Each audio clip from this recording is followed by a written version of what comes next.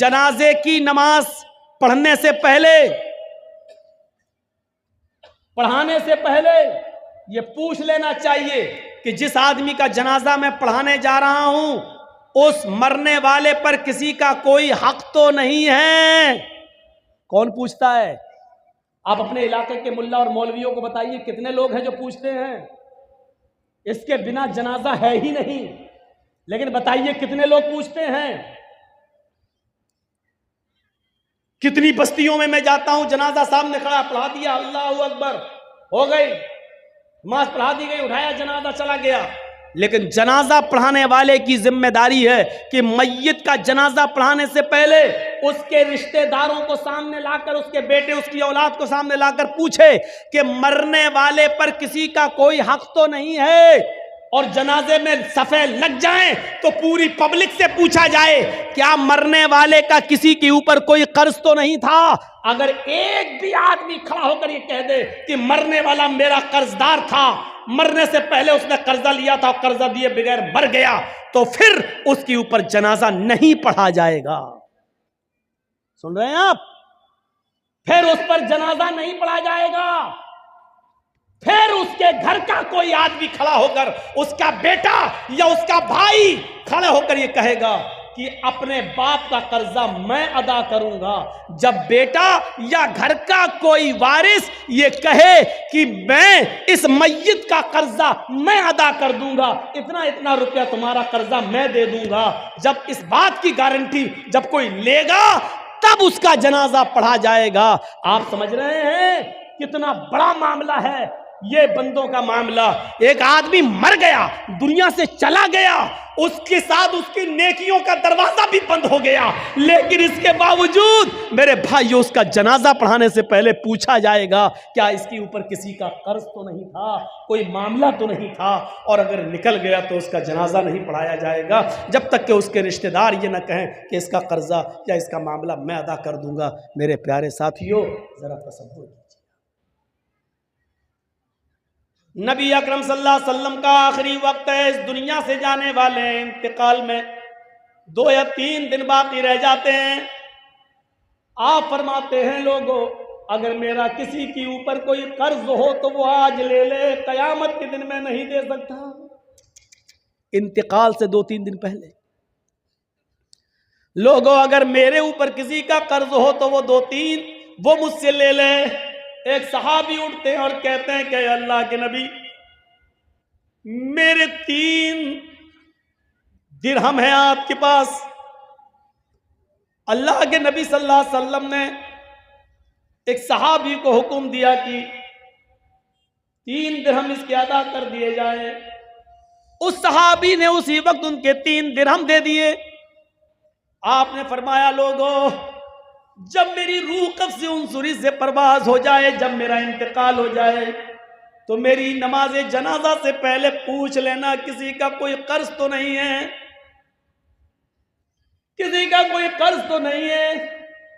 اگر کوئی ملتا ہے تو اس کا قرض ادا کر دیا جائے، اس کے بعد میرا جنازہ پڑھایا جائے اور پھر مجھے قبرستان میں دفن کر دیا جائے۔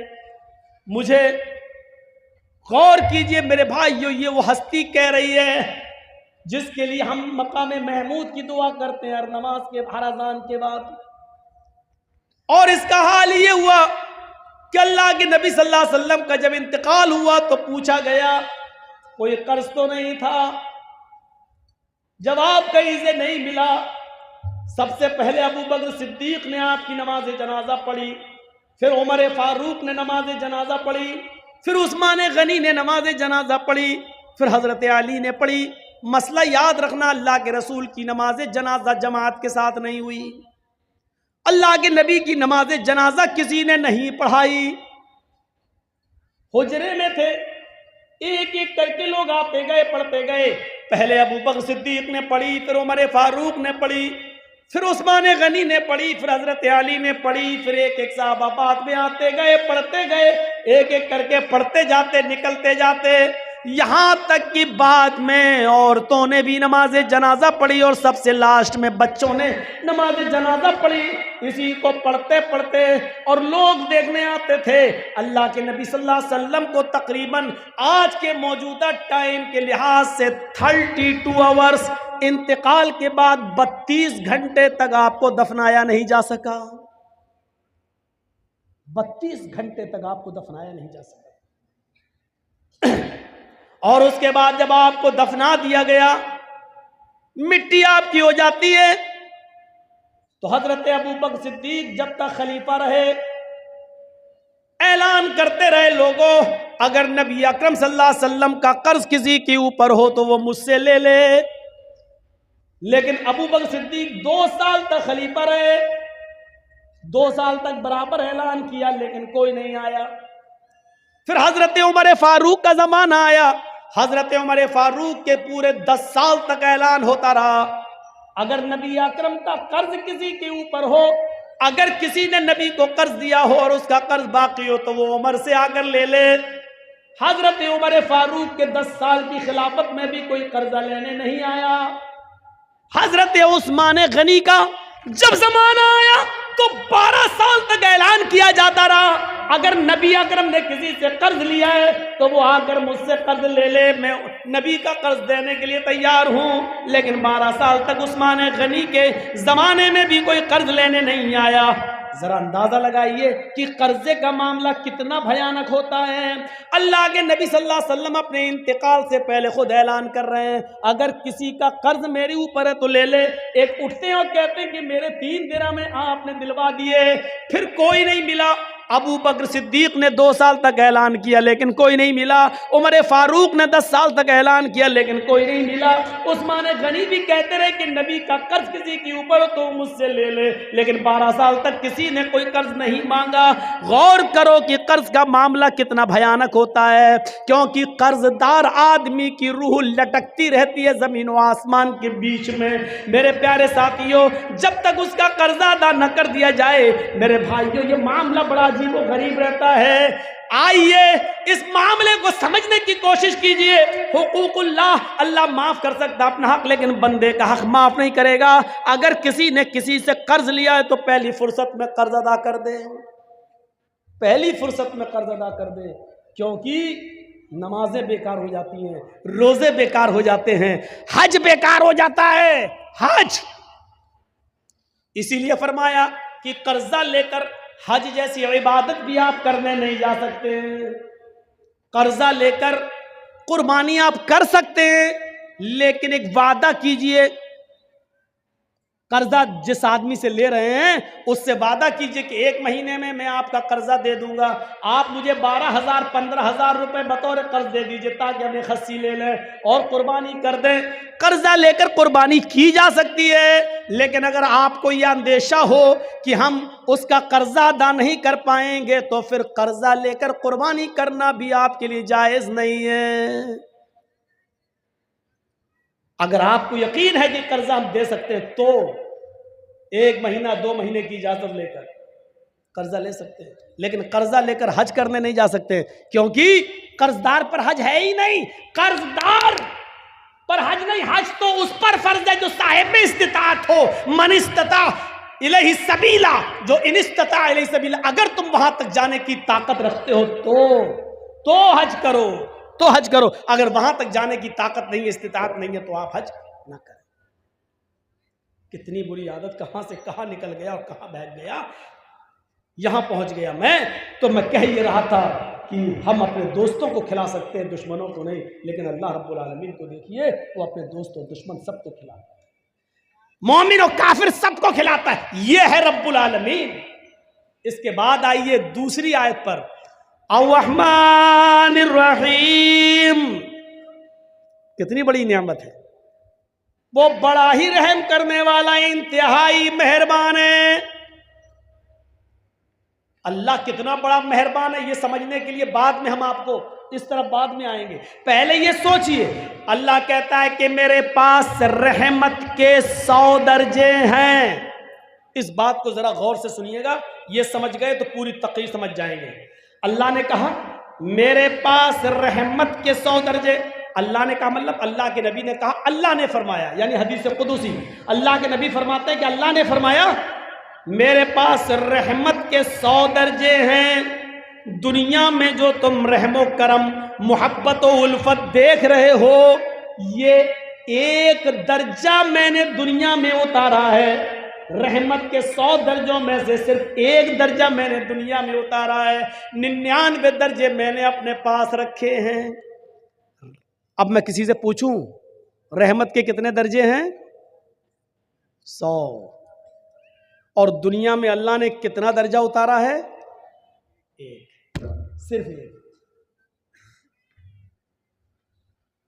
ایک مرغی کو دیکھیے آپ, مرغی بلی کو دیکھتی ہے فوراً بھاگتی ہے, لیکن وہی مرغی جب انڈوں پر بیٹھتی ہے اور انڈوں سے چوزے نکلتے ہیں, اور مرغی جہاں سڑک پر دانا چگتی ہے اپنے بچے اس کے پیچھے پیچھے آتے ہیں, اچانک بلی کو دیکھتی ہے مرغی تو بھاگتی نہیں ہے. اب آپ دیکھیے وہ مرغی اب بھاگ نہیں رہی ہے, کیونکہ جانتی اگر میں بھاگوں گی تو میرے بچے مارے جائیں گے. وہ مرغی اپنے پروں سے کھول کر اپنے بچوں کو سمیٹتی ہے اور بلی کے سامنے سینہ تان کے کھڑی ہو جاتی ہے. اس مرغی کے اندر اپنے بچوں کی محبت اور اپنے بچوں کی الفت کے لیے پروں کا کھول دینا اور اپنے بچوں کا سمیٹ لینا, یہ اسی ایک درجے محبت کا حال ہے. یہ اسی ایک درجے محبت کا حال ہے, 99 درجے نہیں.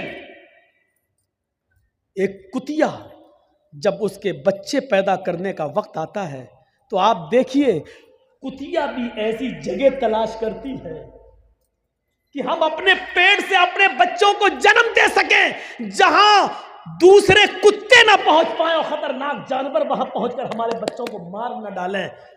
آپ نے دیکھا کبھی وہ کتیا بھی ایسی جگہ تلاش کرتی ہے جہاں اس کے بچے محفوظ رہ سکیں. یہ محبت اس کتیا کے اندر کس نے ڈالی؟ ایک بکری کو دیکھیے, ایک گائے کو دیکھیے, ایک بھینس کو دیکھیے, جب وہ بچہ جنتی ہے تو کتنی غلاظت اور گندگی اس بکری کے بچے کے اندر ہوتی ہے.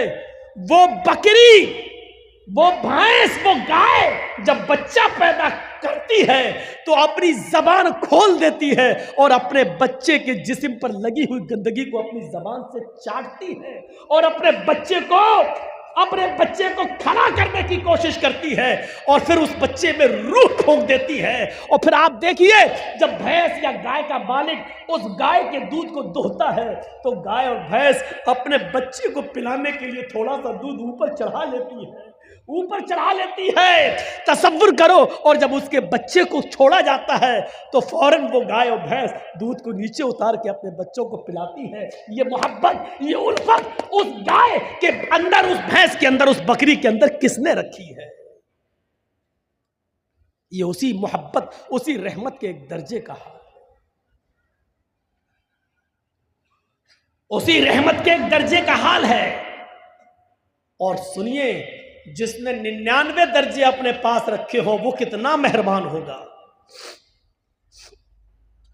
ایک بکری جب اپنے بچے پر اتنا مہربان ہے, ایک کتیا اپنے بچے پر اتنا مہربان ہے, ایک مرغی اپنے بچوں کے لیے اتنا مہربان ہے, تو سوچئے یہ ابھی ایک درجہ ہے. ابھی ہم انسانوں پر نہیں آئے. حضرت عمر فاروق فرماتے ہیں ایک جنگ کے اندر کچھ قیدی گرفتار کیے گئے اور گرفتار کر کے ان کو جناب محمد رسول اللہ کے سامنے لایا گیا. ایک جنگ کے اندر کچھ قیدیوں کو گرفتار کیا گیا اور ان قیدیوں کو محمد رسول اللہ کے سامنے پیش کیا گیا. ان قیدیوں میں ایک عورت بھی تھی.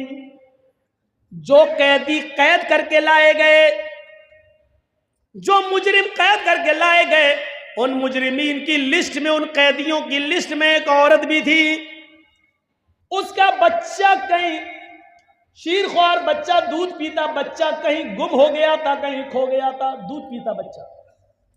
یہ عورت جب اللہ کے نبی صلی اللہ علیہ وسلم کے سامنے پیش کی گئی اور جو قیدی نبی کے سامنے پیش کیے گئے،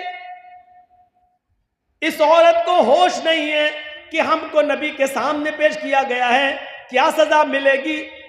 اس کا دماغ اپنے بچے کی طرف لگا ہوا ہے، وہ اپنے بچے کے بارے میں سوچتی ہے کہ میرا دودھ پیتا بچہ کہاں ہوگا۔ یہاں تک کہ وہ نبی اکرم صلی اللہ علیہ وسلم کے حکم کے مطابق قیدیوں کو ایک میدان میں جمع کر دیا گیا، اس میدان میں اس عورت کو بھی لایا گیا۔ وہ عورت جس بھی چھوٹے بچے کو دیکھتی، جس چھوٹے بچے کو دیکھتی، جس دودھ پیتے بچے کو دیکھتی، اس سے چھین لیتی اور اپنے پستان سے اس بچے کو لگا کر دودھ پلانے لگتی۔ اللہ کے نبی نے پوچھا ایسا یہ عورت کیوں کر رہی ہے؟ جس عورت کے بچے کو دیکھتی یہ پکڑ لیتی اور اپنے پستان کا دودھ پلانے لگتی، ایسا کیوں ہے؟ جواب ملا اللہ کے نبی، اس عورت کا بچہ کہیں گم ہو گیا ہے، اس لیے یہ ہر بچے کو اپنا بچہ سمجھ رہی ہے۔ اللہ کے نبی نے اس عورت کی اس محبت کو دیکھا، اس عورت کی اس رحمت کو دیکھا جو دوسروں کے بچے کو اپنا بچہ سمجھ رہی ہے۔ اللہ کے نبی صحابہ سے سوال کرتے ہیں، آئے میرے ساتھیو، اگر اس کو اس کا بچہ مل جائے اور پھر اس عورت سے کہا جائے کہ اپنے بچے کو آگ میں پھینک دو، تو تم کیا امید رکھتے ہو کیا یہ عورت اپنے بچے کو آگ میں ڈال دے گی؟ تصور کرو نبی کا سوال۔ جو عورت دوسرے کے بچے کو اپنا بچہ سمجھ رہی ہے، اگر اس کو اس کا بچہ مل جائے پھر اس عورت سے کہو کہ اپنے بچے کو آگ میں ڈال دے، جلتی ہوئی آگ میں ڈال دے، تو کیا وہ ڈال دے گی؟ صحابہ نے کہا نہیں، ہرگز نہیں۔ اس کی محبت یہ کبھی گوارا نہیں کرے گی کہ وہ اپنے بچے کو آگ میں ڈال دے۔ اللہ کے نبی فرماتے ہیں، میرے ساتھیوں، رب کی رحمت کے 100 درجوں میں سے ایک درجہ رحمت کا یہ حال ہے کہ وہ اپنے بچے کو آگ کے حوالے نہیں کر سکتی ہے۔ جس کے پاس 99 درجے رحمت ہو، وہ قیامت کے دن اپنے بندے کو جہنم کی آگ میں کیسے ڈالے گا؟ اس کی رحمت یہ کیسے گوارا کرے گی کہ اپنے بندے کو جہنم میں ڈال دے؟ لیکن بندے گناہ کر کر کے، شرک کر کر کے، بدعتیں کر کر کے، شراب نوشی کر کر کے، حرام کھا کھا کر، حرام کی کاروبار کر کر کے اپنے آپ کو خود جہنم میں لے جاتے ہیں، تو اس میں اللہ کی رحمت پھر غضب میں بدل جاتی ہے۔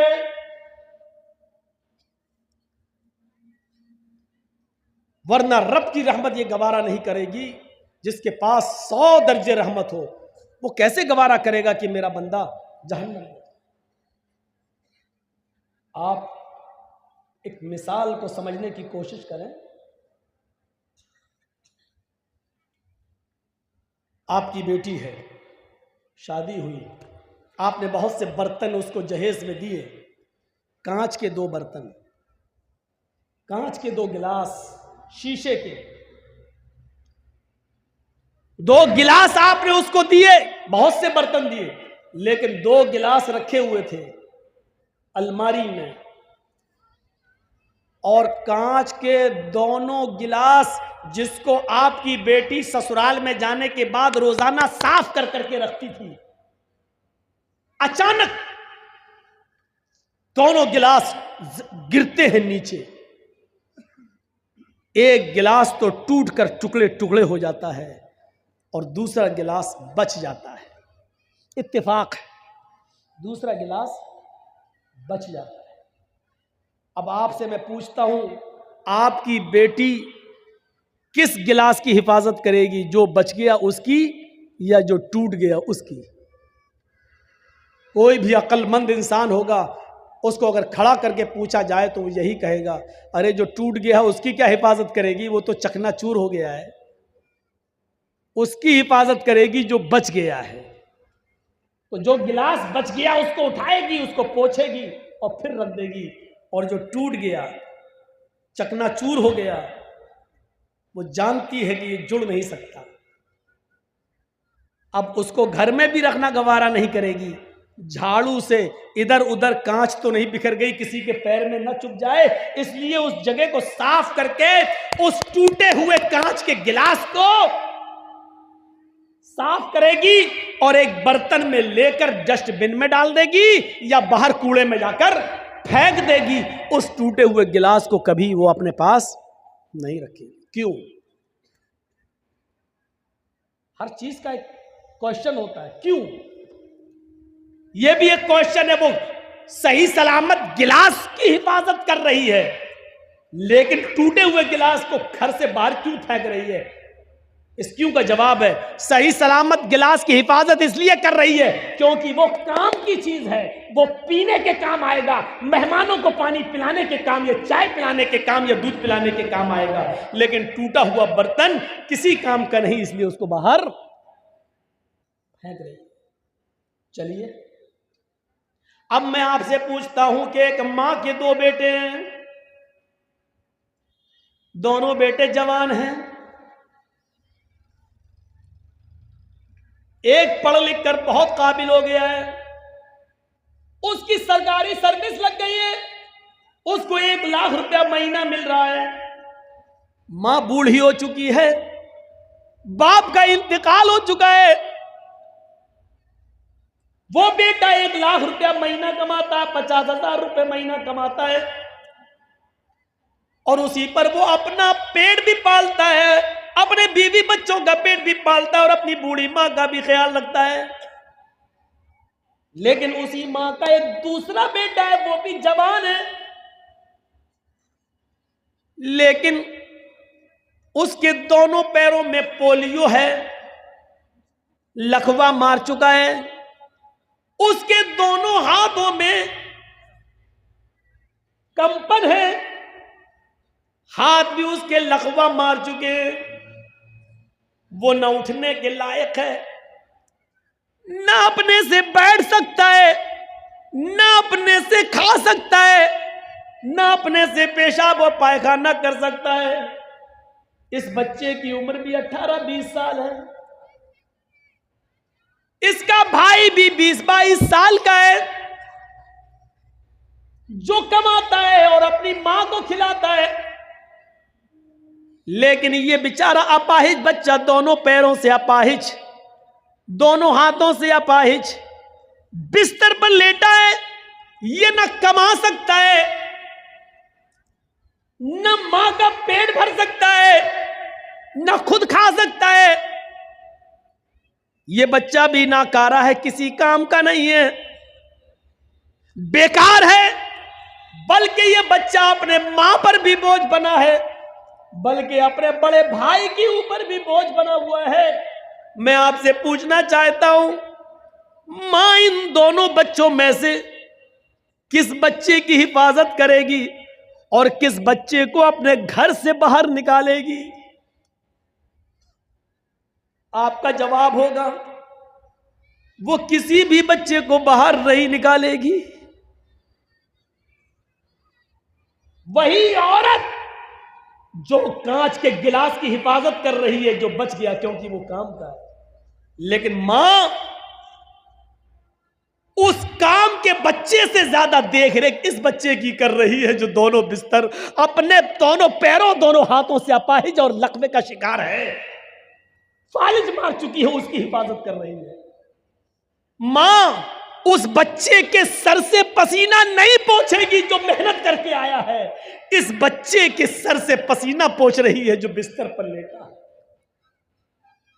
मां उस 20-22 साल के बच्चे का पेशाब और पायखाना साफ नहीं करा सकती है, बल्कि अब इतना बड़ा हो चुका है वो बच्चा कि वो मां अपने बड़े बेटे की शर्मगाह भी देखना गवारा नहीं करेगी। लेकिन इस 18 साल के और 20 साल के बच्चे की शर्मगाह देखना तो बहुत दूर की बात, उसकी गंदगी को भी अपने हाथ से साफ कर रही है और उसकी पेशाब की जगह को भी धो रही है। मेरे भाइयों, तसव्वुर कीजिए मां के दिल में ये रहम और ये मोहब्बत का जज्बा ये कहां से आया? ये उसी रब की 100 दर्जे रहमत में से उतारी हुई एक रहमत के एक दर्जे का हाल है।